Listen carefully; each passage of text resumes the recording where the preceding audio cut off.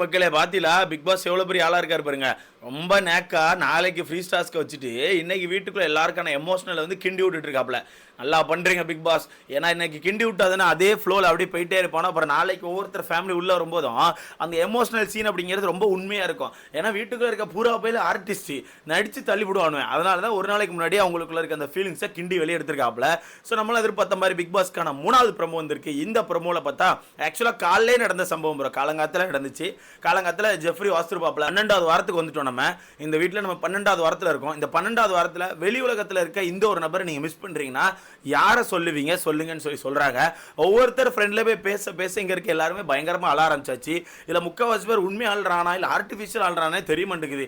எனக்கு தெரிஞ்சு ஃபேமிலி டாஸ்கில் நிறைய நாடகங்களை பார்ப்போமா எனக்கு பயமாக இருக்குது ப்ரோ.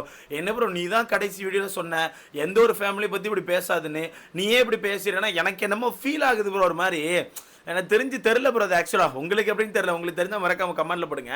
அண்ட் இந்த இடத்துல ஒரு கொஸ்டின் உங்ககிட்ட கேட்டுக்கிறேன். இந்த வீடியோ லைக் பண்ணிருப்பேன் நம்புறேன். லைக் பண்ணிட்டு யாரோட ஃபேமிலிக்கு நீங்கள் ரொம்ப ஆர்வமாக வெயிட் பண்ணுறீங்க? ஏன்னா நாளைக்கு ஒரு 4 ஃபேமிலி பேருக்கதான் சொல்லியிருக்காங்க. ஒரு 4 பேருக்கான ஃபேமிலி உள்ள போயிருக்குது போல. அது அடுத்தடுத்து கிளியராக மென்ஷன் பண்ணுறேன்.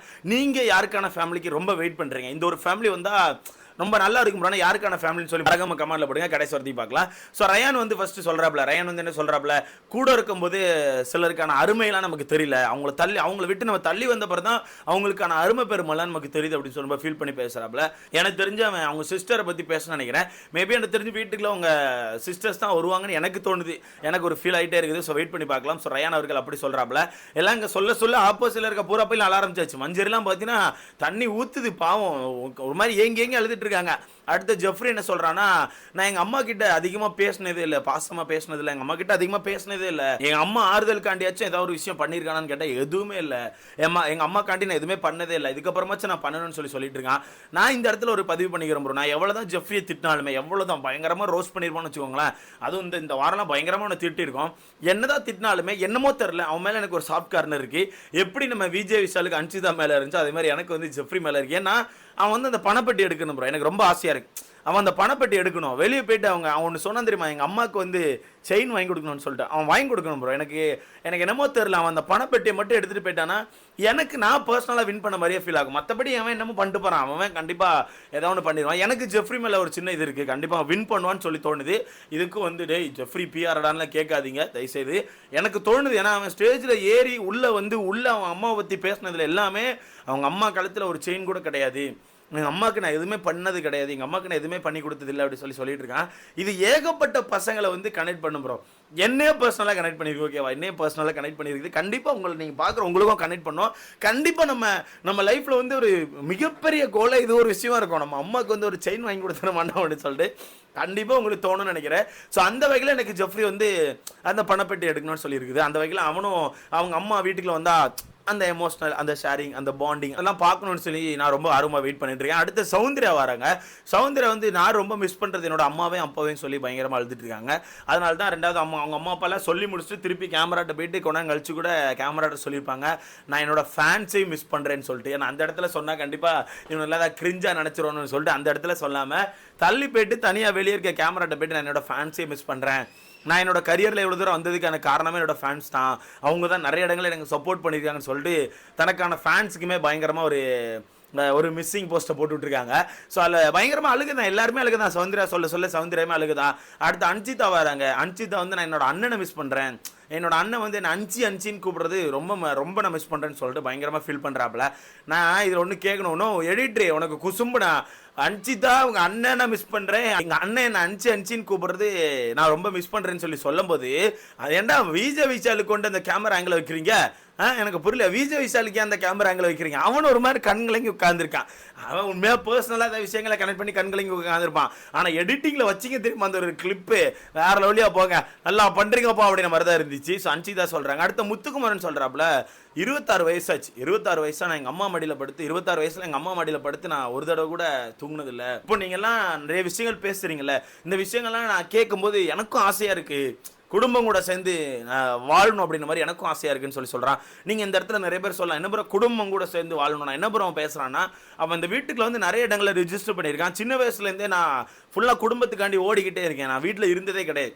ஃபுல் அண்ட் ஃபுல் சென்னையில் இருப்பேன், இல்லை வேற எங்கேயா ஷூட்டில் இருப்பேன், எங்கேயா சுற்றிக்கிட்டே தான் இருப்பேன் தவிர நான் வீட்டுக்கு போனேன், வீட்டில் எவ்வளோ நாள் உட்காந்துருந்தேன் அப்படிலாம் கிடையாது. எப்போவோ ஒரு வீட்டுக்கு போகிறேன்னா அப்போ நீங்கள் கண்டிப்பாக முத்துக்குமாரனுக்கான வீடியோ பார்த்தா நிறைய பேர் தெரிஞ்சிருக்கும். நான் முன்னாடி ரேண்டமாக அவருக்கான வீடியோ வந்து ஒயிட் ஷார்ட்ஸில் பார்ப்பேன்.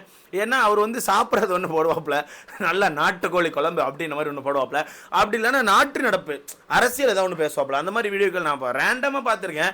அப்புறம் பார்த்தா ரேண்டமாக தலைவர் வீட்டுக்குள்ள உட்காந்துருக்காப்புல. ஸோ அந்த வகையில் முத்துக்குமார் அவர்கள் சொல்கிறாங்க, நான் வந்து வாழணும்னு எனக்கு ஆசையாக இருக்குது, என் குடும்பம் கூட சேர்ந்து வாழணும்னு ஆசையாக இருக்குன்னு சொல்லி சொல்கிறாப்புல. மொத்தத்தில் வீட்டுக்குள்ளே இருக்க எல்லாரையுமே எமோஷனலி வந்து டவுன் பண்ணிட்டாங்க. மஞ்சள்லாம் பயங்கரமாக அழுக, மஞ்சள்லாம் ஏங்கி அழுதுட்டு இருக்காங்க. எனக்கு தெரிஞ்சு அவங்க பையனை மிஸ் பண்ணுவாங்கன்னு நினைக்கிறேன்.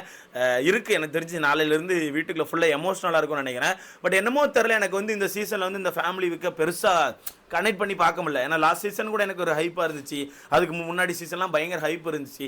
பட் இந்த சீசன் பெருசாக என்னால் கனெக்ட் பண்ண முடியல. மேபி வீட்டுக்குள்ளே வந்து பேரண்ட்ஸ்லாம் வர ஆரம்பிச்சப்பறம் நம்ம கனெக்ட் ஆயிருமோ என்னமோ தெரில.